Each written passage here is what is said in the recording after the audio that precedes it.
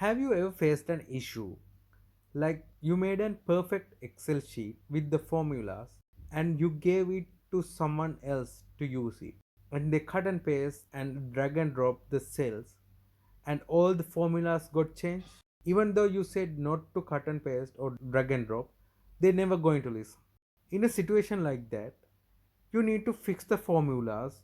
Whatever user change, formulas need to refer the related cell only. Now it is very easy. Type the formula as normally you do. Here I put VLOOKUP. If I put any value, the VLOOKUP will change according to the value I put. If I drag the referred cell, it got changed and now it's showing as an error.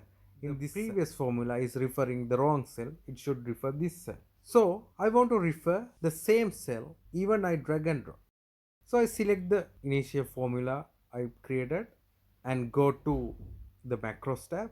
There I will press fixed formula and I will drag down.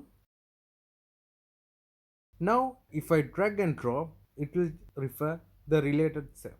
So now you do not have to worry about cut and paste or drag and drop when creating formula. To change it to fixed cells, it's one press of a button.